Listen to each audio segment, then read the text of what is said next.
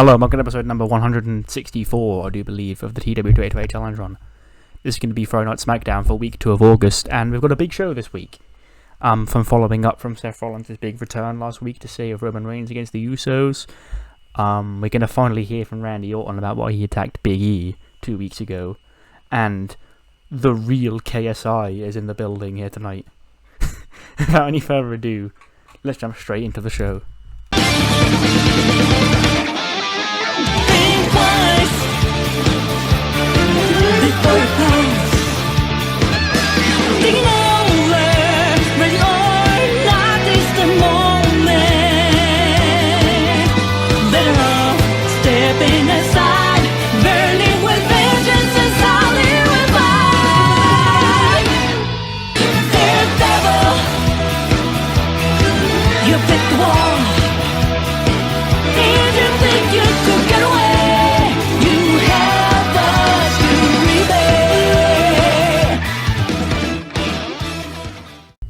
Burn it down! Seth Rollins opens the show after we get like a recap video package of him saving Roman, and he's just here to explain why he sort of came back and is helping Roman and is a good guy now. He's like, you know, for the last year I've been a bit of an unbearable prick, to put it lightly, and after WrestleMania I got humbled by my former disciple Murphy, and Buddy Murphy's on Raw now. He's gone on to do great things, and at the time I was blinded by my own self-success that I was angry and I wanted to put him down for stepping out of my shadow, but I realised that Murphy was right. I need to do some reflecting. I have a child now, and like maybe it's time to put that whole God complex I had behind me and go back to what made me Seth freaking Rollins, and that is coming out here and doing my best and being the best damn wrestler on this roster today. Then all I needed was a reason, and I saw the Usos beating up that reason last week. My brother, their cousin, there's a whole family issue they've got going on. I'm not going to try to stick my nose in that, but if my brother's in need, he's always got a backup. And that's when Cynthia Crispo and the Death from Above walk out, of all people. And she's like, Seth, it's lovely to have you back here. I mean, it's not really, but I'll just say that to humour you. You see, it's a bit ridiculous that Roman came back after all those months away and was instantly handed a title opportunity, but now here you are, trying to stick your nose in tag team business where you're not wanted after being gone for 4 months. You don't get to jump the queue. Death from Above have waited long enough to get their shot at the tag team championships, and you're behind them in the pecking order, Seffi, come on. So that's like, okay, well, I don't mind earning a shot. How about in the main event, I'll take on one of your boys, and yeah, we'll see who's worthy of a tag team opportunity then. So the main event will be Seth Rollins versus Gran Metalik. We then go to a commercial and cut back, and the message are in the ring, and Ali's like, no, stop the music. This is not happening. You're getting all carried away. Drew Gulak last week cheated. I was not prepared to face him. I was going to face anybody. I had this whole plan about who my opponent was going to be, and Gulak, he ruined that plan. And he doesn't earn an opportunity. I know I said, if you beat me, you get an opportunity in my title, but no, Gulak doesn't deserve one, because he didn't beat me fair and square. But he's going to lose to Kushida up next, and that's going to put him in place to where he really belongs. And Gulak does come out and he says, you know, Kushida, he's one hell of a wrestler. You've sort of poisoned his brain. I don't understand why he's listening to you now, because he's playing second fiddle to you, as is Big Dabba Kato back there and Mia Yim. But you're also a hell of a wrestler, Ali, and so am I. That's why I enjoy this whole thing. But I beat you fair and square. You were out-wrestled by the better man last week. And whether you like it or not, I'm not the only person who thinks I deserve a title shot. That also goes to SmackDown General Manager Adam Pearce. And he signed that one off for SummerSlam if I can beat Kushida up next. And I was like, no, this is a disgrace. This will not be happening. Kushida, go and end him. And then a 70 rated technical masterclass match, which apparently was wrongly placed, but it's still a pretty good match. Gulak does win. He beats Kushida with the Gulak in 15:54, 67 for Kushida, 78 for Gulak, and he's going on to SummerSlam to face Mustafa Ali for the United States Championship. Here's Randy Orton. He's come slowly to the ring, boos, and he's like, I know. But this shouldn't come as a surprise to you people at this point. They don't call me the Viper for nothing. I'm proud of the fact that I take opportunities, and that's how I've stayed on top of this damn company for nearly 20 years. When I see somebody coming that isn't on my level, of that I think is trying to step into my spotlight and make a name for themselves at my expense, I put them down. And Big E is just the latest in a long line of people like that. So you love Big E, right? He comes out here, he's shucking and jiving, he's doing everything he can to pander to you.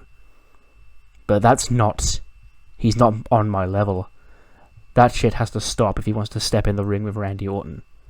And he got a rude reality check 2 weeks ago, because he may have won the match, but he didn't win the war. Because where's Big E today, huh? He's at hospital recovering from my punt to the skull. Who knows if and when we'll see him again. But I'm here. And if people want to try and take my spot, then come take it. 78 rated match is really good here. Women's tag match. Candice and Ruby defeat Shotzi and Ember when Candice pins Ember with the moonsault press. 78 for Candice, 65 for Ruby, 64 for Shotzi, and 71 for Ember. That's pretty good. Yeah. But after the match, the two female members of the Way are sort of celebrating and stomping on Shotzi and Ember as Gargano directs traffic. Cesaro rushes out from the back and he gives a big uppercut to Gargano. And he sells it over the top like Gargano would. And he tells the girls to retreat. And Kaylee Ray and Nikki Cross sort of just vibing. They've got their belts this is our competition, huh? They both seem pretty level to me. So who knows where that's going. 83, Bobby Roode cuts a promo because last week we were forced into having him attack Dolph Ziggler by the game. And here he is. Now I've got to try and come up with an explanation for it. And the explanation is that Ziggler has said it himself last month when he was in King of the Ring. He's yesterday's news. Nobody cares about Dolph Ziggler in 2021. Nobody. And at first, Roode used Ziggler as leverage to sort of get himself in a high position on the show, but he later realised that, yes, being with Ziggler only has a certain roof, because as much as he may think that he's the one being held down, it's because nobody really cares to see Dolph Ziggler anymore. And Bobby Roode, hey, he did you all a favour by taking him away from you. And now there's nobody to latch onto him, and that's absolutely, you go to say glorious, but Tony Nese, of all people, interrupts. He's like, look, I can't believe I'm going to come out here and defend Dolph Ziggler of all people, because he kicked me out of the group just like you kicked him out of the group. So I see there's apparently some sort of food chain here. But Ziggler carried you in that team, Bobby. You were floundering. Ziggler was the one multi-time champion, Intercontinental champion, tag team champion, world heavyweight champion before you even came around. And then we're supposed to believe it was Dolph Ziggler's fault. And again, I hate Dolph Ziggler for what he did to me. But at least, he's a bit of a douche, but at least give valid excuses, Bobby. It sounds to me like you're just bitter. And then that leads to Bobby Roode and Tony Nese right now, which I apparently skipped over. I felt my hand click left, and I accidentally clicked on the right mouse button as well. I knew that I was going to skip over the match. I'll go back and check what that is in a minute. But Bobby Roode won it with a glorious DDT. Then after the match, we go to the office of Adam Pearce, where Sonya Deville and Bayley are both in there talking about Sasha. And Bayley's like, well, I feel like since Sonya, this little bitch here, didn't beat me fair and square at Evolution, and since I won last week in that tag match, I deserve myself a shot at the SmackDown Women's Championship at SummerSlam. And Sonya's like, well, Bayley, it's too bad because Sasha's in that match. And Pearce's like, I'll tell you what, Bayley, Sonya is correct. Sasha Banks will be getting the championship match at SummerSlam. She won Queen of the Ring. That's something we can't take away from her. That is her prerogative. However, next week we can book a big time main event, because it's always big time whenever Sasha Banks and Bayley face each other in a match. And if you beat Sasha Banks next week, Bayley, match becomes a triple threat at SummerSlam. And Bayley's like, yes, and Sonya's like, no, that's bullshit. But next week will be Sasha and Bayley in the main event for, if Bayley wins, it'll become a triple threat match. Yes. Basically.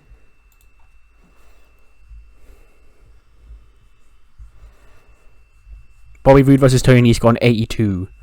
By the way, I've just gone back to check, and yeah, it says rating 82 for that match. And yeah, Roode won it with a glorious DDT. Anyway, more importantly, some shizzle is about to go down, because the Street Profits and Bianca Belair are in the ring, and they're here to introduce their guest of honor for this week, YouTube and rapping and boxing sensation KSI. And he comes to the ring to a chorus of cheers here in the SNHU arena. KSI, KSI. He's here. And he's having a chat with Bianca and the Street Profits about how he's been a fan of wrestling for a long time, and it's cool to finally step into the ring and see what it's all about from this side. Obviously, he stepped into a boxing ring before, but never a wrestling ring. Then Bivens Enterprise interrupt him. And Bivens is smiling. He's like, wow, it's like looking into a mirror, isn't it? It's me. It's me. Meet your successor, JJ. And he's like, who are you? It's like, who am I? I'm Malcolm Bivens. I've known around here. People call me the KSI of WWE. And AJ Styles today is like, okay, nobody calls him that. And listen, SKI, Ski, whatever your name is, I don't know who you think you are, but you're not a wrestler here. And I don't know who invited you. I'm guessing it was these three idiots you're in the ring with. But you can leave anytime you want here, because this is our world now, not yours. Go back to YouTube. And then JJ's like, oh shit, I'm going to take my hoodie off. And he gets ready for a scrap, but Omos steps in the way. And of course he doesn't want to fight Omos. And Profits get in to protect. Dakota and Bianca go face to face. And then there's sort of a big schmoz that ends with the Street Profits fighting off the Bivens Ent, and them and KSI are having a good old time in the ring together. Kayla's backstage interviewing Sasha and the rest of Boss ahead of after the announcement about next week's main event, and Sasha's like, this is complete bullcrap. Like, I didn't win that tournament. I didn't slave through that tournament to prove I'm the best here on SmackDown to get somebody else thrown into my opportunity. What's Bayley going to deserve it, huh? Nothing. She lost at Evolution. I won. I won the whole tournament. But it's luckily for me is that I'm not going to lose to Bayley next week, so her dreams are going to come crashing down at my feet, and that's kind of cool. And see you there, boo. Fuck, 75. The quest for the 80-rated Mojo match continues so I can get rid of him. But Sami beats him with a Helluva Kick in 13:06. 78 for Sami, 45 for Mojo. And then Sami is celebrating his win when Samoa Joe comes onto the ramp. He's like, Sami, look at us. Who would have ever thought? The two kids in NXT that took it into their own business in their own hands, wrestled for the whole damn show, go on a SummerSlam to fight for the WWE Championship. But Sami, you sure this is what you want? You sure? You positive? And Sami's like, yep. Because history between us two, pretty one-sided, let's be honest. Every kind of Sami Zayn versus Samoa Joe match ends with you in the choke, passed out in my arms. And SummerSlam will be no exception, Sami, so this could be your one shot at immortality, and you're going to blow it because you decided to face me. You could have gone to Raw, you could have faced Keith Lee, but you're facing Samoa Joe. You're willing to lose like this. And Sami's like, I ain't going to lose, Joe. That was the old Sami. This new Sami, he knows what he's got to do to get the job done, and he'll see you at SummerSlam. He's going to Helluva kick your ass.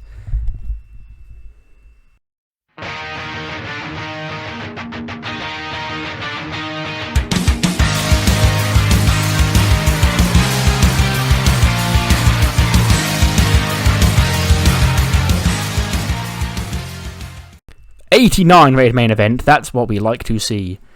But Seth Rollins beats Grand Metalik in 14 minutes with a curb stomp. Yeah. 97 for Seth and a 75 for Grand Metalik.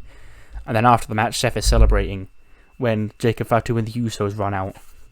And they jump Seth Rollins again and sort of ambush him 3-on-1 attack. Metalik and Lince are sort of there, but they kind of join in as well, so it's sort of 5-on-1. Crowd chanting for Roman. But he doesn't show. I've got him on screen. But Roman doesn't come to save his Seth Rollins tonight, because he's obviously not here. And yeah, 5-on-1 assault, Seth is left laying by the Usos, Jacob Fatu, and I guess Death from Above as well. Show gets a 91, increased popularity in 15 regions, but what matters more than the 91 is what you thought of the show, so let me know what you thought in the comments below. And I'll see you next time. I'll say see you next time for episode 165, which is Raw, which I could well do. But I'm not going to show there is something non-challenge run coming to the channel sometime soon. I don't know if that's going to be up before Raw or not. Hopefully it will. But if it's not, I'll see you for Raw and I'll see you for that whenever it is out. But yeah, see you then.